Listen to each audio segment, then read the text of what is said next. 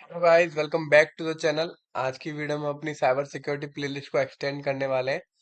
हमारा ये third unit का 6 लेक्चर रहने वाला है और टॉपिक हमारा DOS एंड DDoS अटैक्स। तो बेसिकली ये प्लेलिस्ट का 21th लेक्चर है, जिसमें कि हमने फर्स्ट लेक्चर में इंट्रोडक्शन पार्ट को कवर किया है।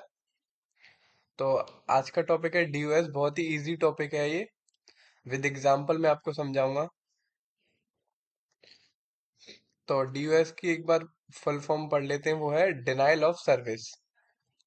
अ डिनाइल ऑफ सर्विस अटैक और distributed denial of service attack, यानी डीओएस को बोलते हैं हम डिनाइल ऑफ सर्विस और डीडीओएस को बोलते हैं डिस्ट्रीब्यूटेड डिनाइल ऑफ सर्विस। दोनों ऑलमोस्ट सेम है, बस एक छोटा सा डिफरेंस है, वो आपको भी बताऊंगा आगे। Is an attempt to make an computer resource that is information system unavailable to its intended user. So आपको मैं एक एग्जांपल समझाता हूँ। जैसे कि आप अपने घर पे हैं और वहां से आप एक स्वीट्स की शॉप पर जाते हैं और वहां पर जाकर आपको रसमलाई चाहिए। तो जैसे ही आप उससे रसमलाई मांगते हैं, वो बोलता है मेरे पास रसमलाई नहीं है, वो खत्म हो गई। That's it. यही एग्जांपल है डीओएस का। तो मैं अब आपको एग्जांपल टेक्निकल टर्म में बताता हूँ। तो जो हमारा इंटरनेट सिस्टम है वो क्लाइंट सर्वर आर्किटेक्चर में वर्क करता है। ये हमारा क्लाइंट है और ये हमारा इंटरनेट है और ये हमारा सर्वर। इस पर सारा डाटा स्टोर होता है। तो ये जो है क्लाइंट जो है वो आप हो, इट इज यू। एंड जो इंटरनेट है वो मिठाई की दुकान है। और जो डाटा है, सर्वर है, उस पे से आपने मिठाई की दुकान से वो मांगा है रसमलाई, जो कि उस पे खत्म हो गई। That's it. कि जो चीज आपको चाहिए वो उस पे नहीं है। ये है डिनाइल ऑफ सर्विसेज। अब डिनाइल का मतलब होता है मना करना, और सर्विसेज का मतलब होता है कोई भी चीज हो सकती है, कोई भी प्रोडक्ट हो सकता है, वो एक डिनाइल ऑफ सर्विसेज होता है। तो होपफुली डीओएस आपको क्लियर हो गया होगा। अब इसको एकदम डेफिनेशनल टर्म में बताऊं तो एक इस तरीके का अटेम्प्ट होता है जिसमें कि जो क्लाइंट होता है वो अपने कंप्यूटर रिसोर्सेज को मांगता है, इन जिसमें इंफॉर्मेशन सिस्टम्स वगैरह इंक्लूड होती हैं, लेकिन जो सर्वर होता है वो उसको अवेलेबल कराने नहीं पाता, अवेलेबल नहीं करा पाता, यानी कि अनअवेलेबल रखता है। तो ये होता है डीओएस, यानी डिनाइल ऑफ सर्विसेज। किसी भी चीज को मांगा, उन्होंने मना कर दिया, that's it, it is a denial of services. If I'll talk about the DOS attack, so a DOS attack or a denial of service attack is when a hacker uses a single system to target another single system। बहुत easy difference है ये। DOS आपको समझ में आ गया होगा। दोबारा मैं आपको एक लाइन में समझा देता हूँ। ये एक क्लाइंट के द्वारा एक ऐसा अटेम्प्ट होता है सर्वर से कंप्यूटर रिसोर्सेज मांगने का, जिसमें कि उसको रिसोर्सेज नहीं मिलते। वो डिनाइल ऑफ सर्विसेज होता है, यानी कि किसी को सर्विस मांगी हमने, उसने डिनाई कर दिया। तो डीओएस और डीडीओएस में फर्क क्या होता है? फर्क ये होता है कि डीओएस में एक कंप्यूटर होता है, ये जो हमारा क्लाइंट है, ये हमारा सर्वर है, इसमें सिर्फ एक कंप्यूटर इन्वॉल्व है।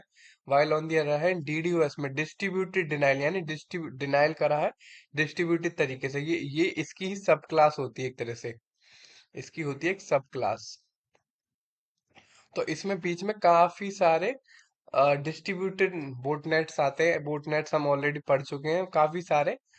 एक तरह से सिस्टम आते हैं। तो ये डीडीओएस होता है।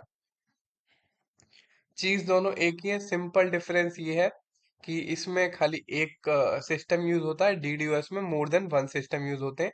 और डीडीओएस इज इन सब क्लास ऑफ डीओएस। तो अब बात करते हैं इसकी डेफिनेशन की। तो काफी सारे जो है प्रोटोकॉल्स यूज होते हैं डीओएस में और डीडीओएस में। जो मैंने आपको बात बताई वही है, single system to target another single system. इसमें एक सिस्टम यहाँ पे डीडीएस में, इसमें दो सिस्टम और दूसरा सिस्टम यहाँ पे, यानी सिंगल सिंगल है। लेकिन डीडीएस में एक सिस्टम यहाँ पे अनदर सिस्टम है काफी सारे, ठीक है। In an attempt to decommission it, the attack worked by flooding the victim system with transmission control protocol TCP। आप आने वाले अपने बीटेक में थर्ड ईयर में सीएन पढ़ोगे, कंप्यूटर नेटवर्क, उसमें आप जानोगे कि टीसीपी क्या होता है। बेसिकली एक ट्रांसमिशन कंट्रोल प्रोटोकॉल होता है। जब भी हम एक डाटा को एक कंप्यूटर से डाटा दूसरे कंप्यूटर में ट्रांसफर करते हैं, तो इस प्रोटोकॉल को एस्टेब्लिश होना जरूरी होता है। ओएसआई मॉडल होता है, ओपन सिस्टम इंटरकनेक्शन। इसे आप एक बार नेट पे सर्च करना। वैसे आपके सिलेबस का पार्ट बिल्कुल नहीं है ये। आने वाले बीटेक के ईयर्स में आप इसे पढ़ेंगे, ठीक है। हाँ। और user data gram protocol packets basic unit of data sent over computer network. तो ये यूडीपी भी एक आपका प्रोटोकॉल है, इसमें छोटे छोटे डाटा के पैकेट्स होते हैं जिसमें हम डाटा को ट्रांसफर कर सकते हैं।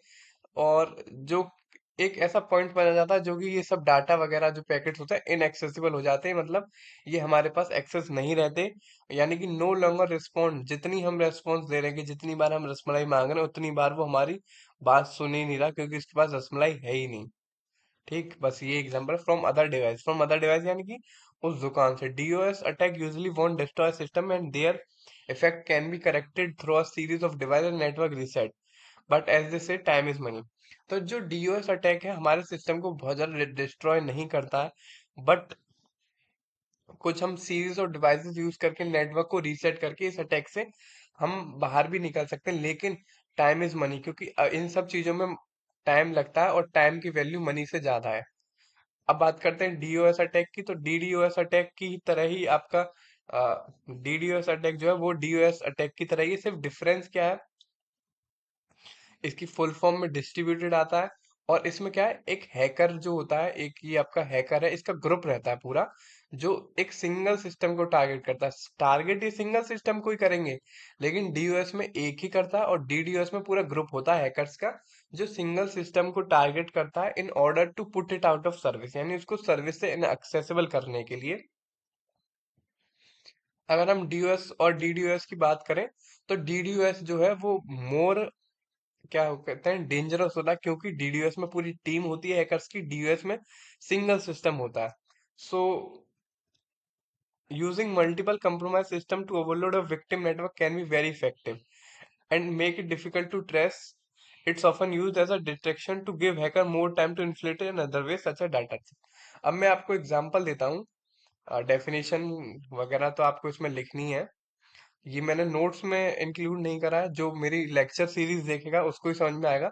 तो डीओस अटैक करने के दो तरीके होते हैं, एक होता है फ्लडिंग, दूसरा होता है रिसोर्स स्टारवेशन। तो फ्लडिंग में क्या होता है, अटैकर्स खुद ही काफी सारे रिसोर्सेज मांग लेते हैं क्लाइंट से। मतलब जो क्लाइंट होता है वो सर्वर से काफी सारे खुद ही रिसोर्सेज मांग सकता है। जैसे कि अब मेरे को रसमलाई लेनी है, उसके पास 4 ही पीस बचे हैं और मेरी जगह 4 बंदे खुद कोई और भेज दे जिनको सच में जरूरत नहीं है, ताकि मुझे ना मिल सके। ये होता है एग्जांपल फ्लडिंग का। और रिसोर्स स्टारवेशन यानी कि क्लाइंट्स के जो है सीपीयू और प्रोसेसर यूनिट्स वगैरह होती हैं वो खुद काम नहीं कर रही, यानी उनका रिसोर्स ही काम नहीं कर रहा। तो इस जब उनका ही दिमाग काम नहीं कर रहा तो वो आपको क्या दे सकते हैं, यानी कि उनकी हलवाई काम नहीं कर रहे, तो आपको रसमलाई कैसे दे सकते हैं। That's it.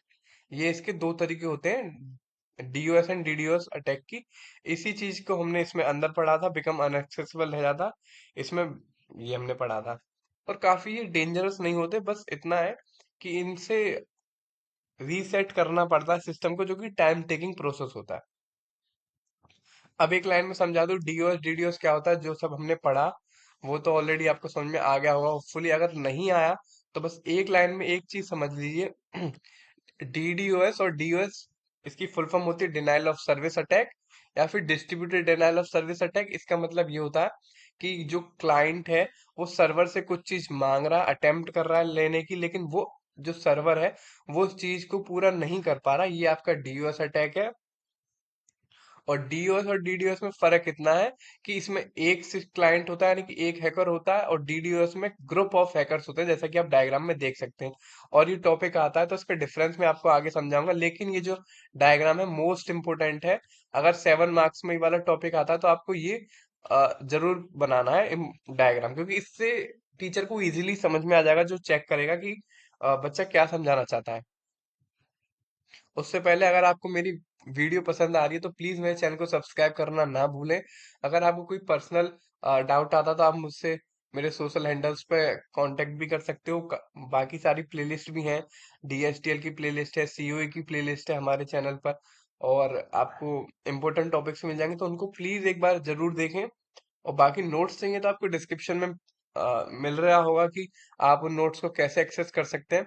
बाकी अब बात करते हैं quick summary of DOS and DDoS attacks की, जो हमने ऑलरेडी बात करी है। फुल फॉर्म की बात करें डीओएस की, तो डिनाइल ऑफ सर्विसेज, डीडीओएस की distributed denial of services. Description इसमें ये है कि एक सिंगल सिस्टम टारगेट करता है सिंगल सिस्टम को, और डीडीओएस में क्या करता है कि नेटवर्क ऑफ सिस्टम टारगेट करता है सिंगल सिस्टम को, जैसा कि हम इस डायग्राम में देख पा रहे हैं। ठीक।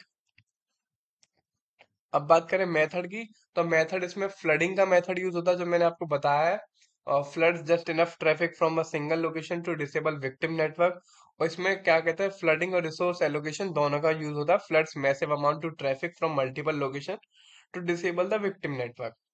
इम्पैक्ट क्या होता है, जो डीओएस है वो कम इफेक्टिव होता है, और जो डीडीओएस है वो काफी वेरी इफेक्टिव होता है। ट्रेसेबिलिटी, इजीली ट्रेस हो जाता है हमारा डीओएस अटैक, हमारे सिस्टम पे डीओएस अटैक हुआ, इजीली अटैक हो जा ट्रेस हो जाएगा। लेकिन डीओएस अटैक को डिफिकल्ट होता है ट्रेस करना। स्पीड जो होती है डीओएस की वो काफी स्लो होती है, और डीडीओएस की काफी क्विक होती है। और प्रिपरेशन एंड रिकवरी जो है माइनर रिकवरी प्रोसेस होता है। डीओएस हो गया तो सिर्फ सिस्टम को रीसेट करो, और इजी टू प्रोटेक्ट हो प्रेडिक्ट होता है, मतलब चीजों को प्रेडिक्ट करना काफी इजी होता है कि किस वजह से हुआ होगा। नेटवर्क रीसेट करो और कुछ डिवाइसेस को यूज करो, अपने आप हट जाएगा ये। while on the other hand DDoS की जो रिकवरी प्रोसेस होती है वो काफी मेजर होती है, और जो डिफिकल्ट टू प्रेडिक्ट होती है कि कैसे ठीक होगा कैसे नहीं ठीक होगा। That's it. अब बात करें क्लासिफिकेशन ऑफ डीओएस की, यानी डिस्ट्रीब्यूटेड डिनाइल ऑफ सर्विसेज कितने तरीके की होती है। पहले होते हैं बैंडविड्थ अटैक, दूसरा लॉजिक अटैक्स, तीसरा प्रोटोकॉल अटैक्स, चौथा अनइंटेंशनल डीओएस अटैक। सिलेबस में खाली क्लासिफिकेशन आपको लिखने हैं, अगर 7 मार्क्स में क्वेश्चन आएगा तो आई डोंट थिंक सो आपको एक्सप्लेन करने होंगे, दैट्स वाई मैंने इनको एक्सप्लेन नहीं किया। अगर आप टाइप्स की बात करें या फिर लेवल्स की बात करें डीओएस अटैक्स की, तो इन कुछ नाम को आपको लिख करना पड़ेगा, जैसे कि फ्लड अटैक, फ्लडिंग जो मैंने आपको बताया। दूसरा पिंग ऑफ डेथ अटैक। तीसरा एसवाईएन अटैक। ये एसवाईएन अटैक क्या होता है, सिंक्रोनाइजर अटैक होता है।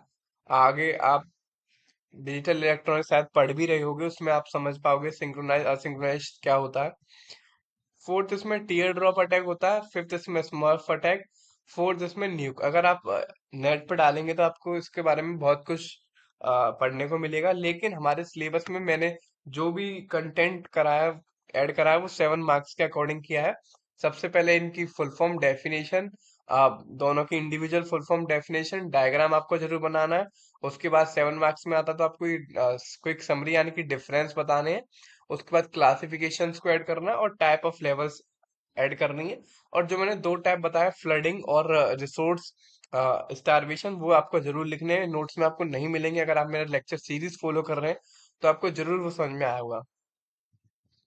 अब बात करते हैं नेक्स्ट टॉपिक, एसक्यूएल इंजेक्शन। काफी इंपॉर्टेंट टॉपिक कहूंगा मैं इसे, लेकिन 2 मार्क्स के पॉइंट ऑफ व्यू से, क्योंकि 7 मार्क्स में इसमें इतना कंटेंट नहीं है।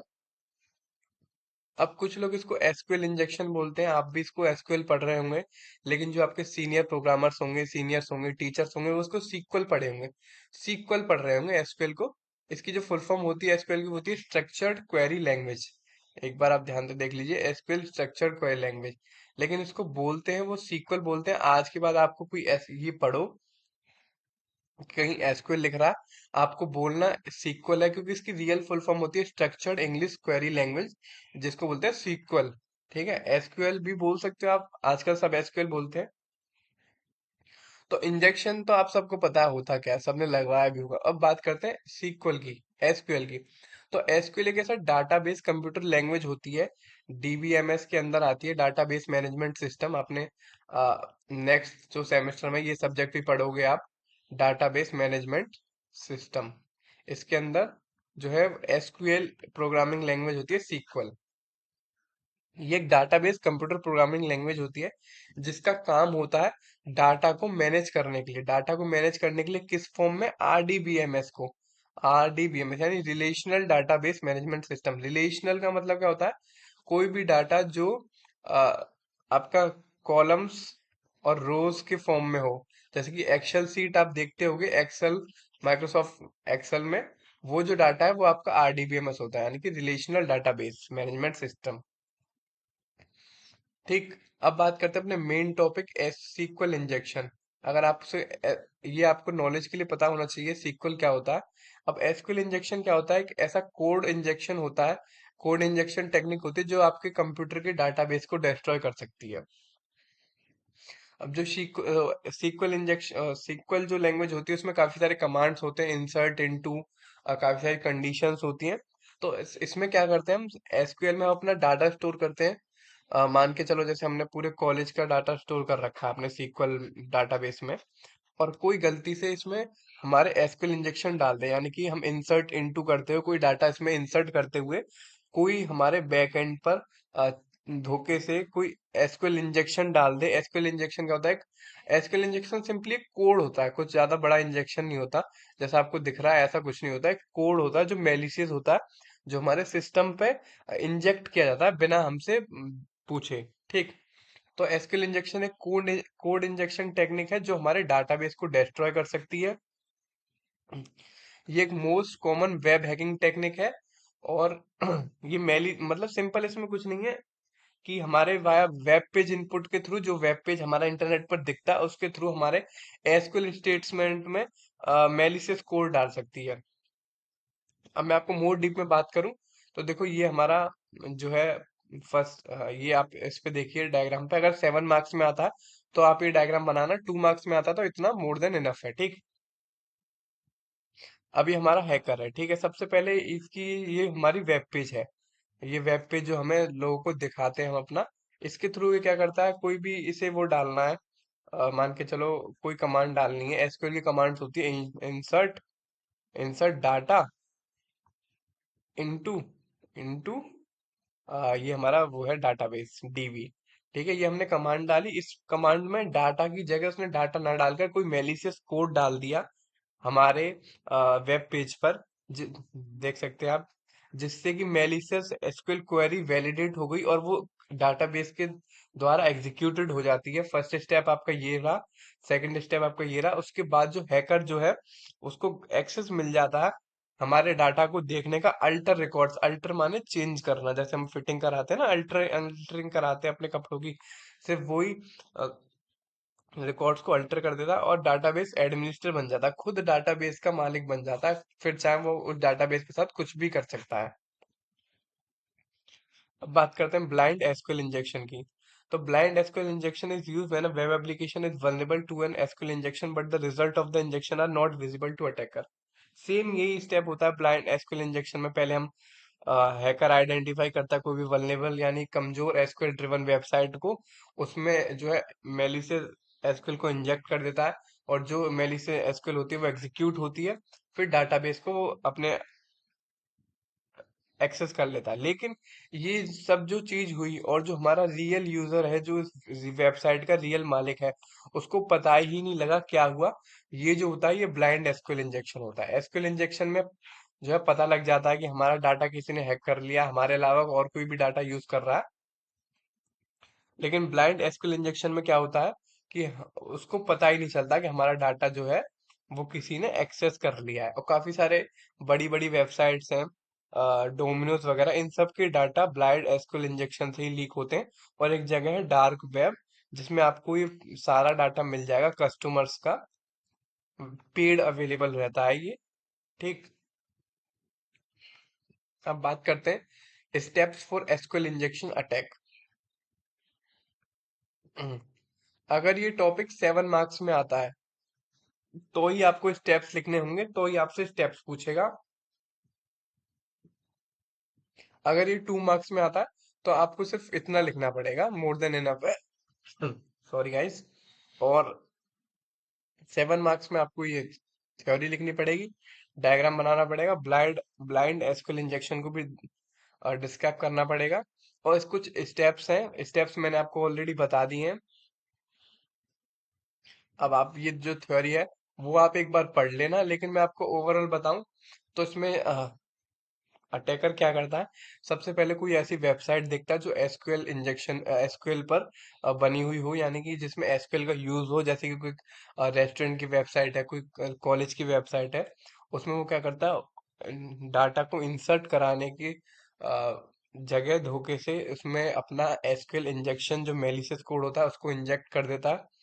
उसके बाद उसका जितना भी डाटा होता है वो उसके पास आ जाता है और वो उस डाटा को एक्सेस कर सकता है और एक तरह से एज एन एडमिनिस्ट्रेटर वर्क कर सकता है। तो इस थ्योरी में सिर्फ इतना ही है, आप एक बार देख लेना। काफी डिटेल्ड टेक्निकल थ्योरी है। फॉर्म फॉर्म जो HTML में फॉर्म टैग होता है, सिमेंटिक और नॉन सिमेंटिक टैग्स होते हैं, उनको यूज करके और एसक्यूएल कमांड्स को यूज करके, यानी सेलेक्ट और इंसर्ट करने के लिए डाटा को रिट्रीव कर लेते हैं, फेच कर लेते हैं। तो ये एक स्टेप्स है, इनको आप पढ़ लेना 7 मार्क्स के लिए। बाकी मैंने आपको एक्सप्लेन कर दिया, थ्योरी आप पढ़ लेना, ठीक। और जो एसक्यूएल इंजेक्शन होता है वो हमारा कैसे अकर होता है, वो अकर होता है पुअर वेबसाइट एडमिनिस्ट्रेशन कोडिंग, जो हमारी कोडिंग में कमी रह जाती है, हमारी वेबसाइट में एडमिनिस्ट्रेशन में कमी रह जाती है, उसके द्वारा ये एसक्यूएल इंजेक्शन ही अटैक करा जाता है। अब कुछ स्टेप्स भी होते हैं जो एसक्यूएल इंजेक्शन को प्रिवेंट करने के लिए मोस्ट इंपोर्टेंट है। ये वाला टॉपिक 2 मार्क्स में भी आ सकता है, 7 मार्क्स में भी आ सकता है। टॉपिक है आपका how to prevent SQL injection attack. तो पहला है इनपुट वैलिडेशन, यानी हमारे हमको वैलिडेशन जो करनी है वो इनपुट करनी है। यानी कि जितने भी हमारे सिंगल कोट्स होते हैं कोडिंग के टाइम, हमें 2 सिंगल कोट्स यानी डबल कोट्स रिप्लेस करने हैं। हमारे जितने भी इनपुट है उनको सैनिटाइज करना है, sanitise in the sense clean और चेक कैरेक्टर से यूज करने, मेलिशियस कम से कम यूज करने, ताकि कम से कम मेलिशियस कोड इंजेक्ट हो पाए। थर्ड, न्यूमेरिक वैल्यू जितनी भी यूज करनी है सारी चेक करनी है, जब तक हम क्वेरी स्ट्रिंग वैल्यू को एक्सेप्ट नहीं करेंगे। तो काफी टेक्निकल टर्म्स हैं, आपको काफी मेन मेन पॉइंट याद रखना है। इनपुट वैलिडेशन होना चाहिए, इसके अंदर की चीजें मैंने आपको बताई। और काफी सारे जो टेक्स्ट बॉक्सेस होते हैं, फॉर्म फील्ड्स होते हैं, जैसे कि ये यूजर नेम और पासवर्ड के टेक्स्ट बॉक्सेस होते हैं, फॉर्म फील्ड्स, इनको छोटे से छोटे रखना, लेंथ क्यों, ताकि इसमें इसमें भी कोई मैलिशियस अटैक ना कर पाए हमारे फ्रंट एंड से। Second most important, modify error reports. तो एसक्यूएल के एरर्स होते हैं वो हमें आउटसाइड यूजर्स को डिस्प्ले नहीं होने चाहिए, खाली तुम्हें ही डिस्प्ले होने चाहिए, ताकि तुम्हारी वेबसाइट स्मूथली वर्क कर सके। और कुछ अदर प्रिवेंशंस भी होते हैं, जैसे कि default system account for SQL server never be use, और isolate database server and web server. तो जो हमारा वेब सर्वर है इंटरनेट पर, ये हमारा वेब सर्वर है, ये हमारा डाटाबेस सर्वर, तो इनको दोनों को अलग अलग रखें, मर्ज ना करें, ताकि मेलिशियस कोड अटैक अगर हमारा वेब सर्वर पर हुआ तो डाटाबेस पर ना हो। ठीक, ये कुछ स्टेप्स हैं प्रिवेंट करने के एसक्यूएल इंजेक्शन को। स्टेप्स एसक्यूएल इंजेक्शन अटैक की आप पढ़ लेना एक बार, मैंने आपको एक्सप्लेन कर दिए हैं। और आज की वीडियो में सिर्फ इतना ही। प्लीज मेरे चैनल को सब्सक्राइब करना ना भूलें, और वीडियो पसंद आई है तो इसको लाइक करें, कोई डाउट हो तो कमेंट करें, अपने दोस्तों के साथ शेयर करें, और चैनल को सब्सक्राइब करना ना भूलें। Thank you so much.